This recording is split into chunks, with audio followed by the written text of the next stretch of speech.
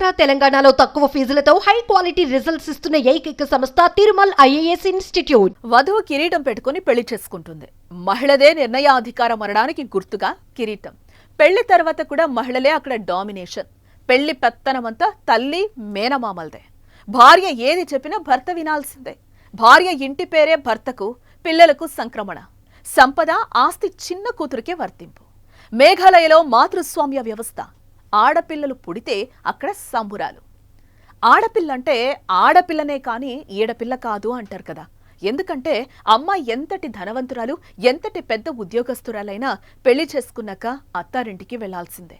కానీ అక్కడ అలా కాదు.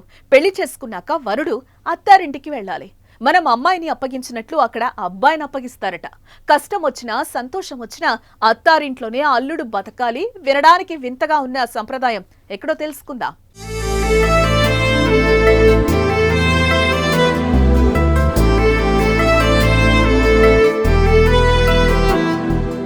సాధారణంగా భారతదేశం పితృస్వామ్య సమాజపు ఆచారాల ప్రకారమే నడుస్తుంది కదా.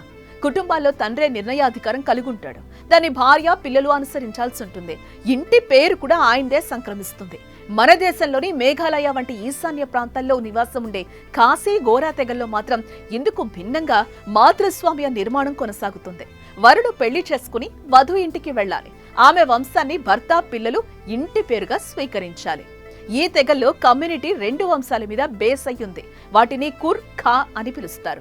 ఒకరినొకరు తెలుసుకోవాలని, గౌరవించాలని, ఇరువైపులా సంబంధాన్ని గుర్తించాలని ఈ ప్రాథమిక సమాజ నిర్మాణం ప్రతి ఒక్కరిని ఆదేశిస్తుంది. ఇక ఈ మాతృస్వామ్య వ్యవస్థలో మహిళలదే డామినేషన్.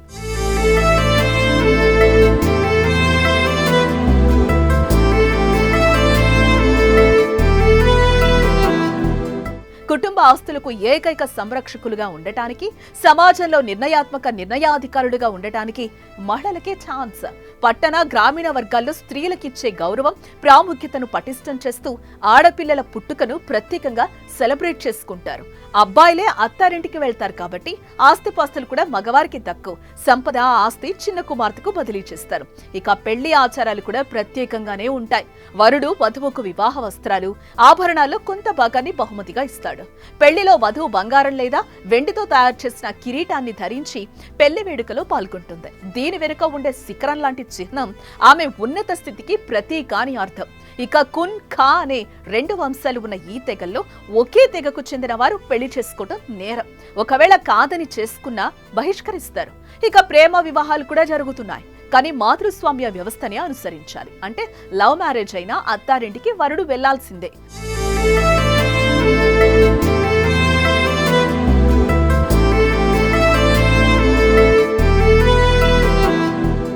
పెళ్లి పెద్దలుగా తల్లి, మేనమామలు ఉంటారు.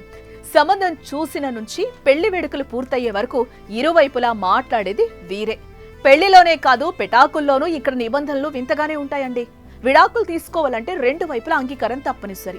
వివాహానికి సాక్ష్యంగా ఉన్న ప్రతినిధుల సమక్షంలోనే జంట విడిపోయే కార్యక్రమం జరగాలి.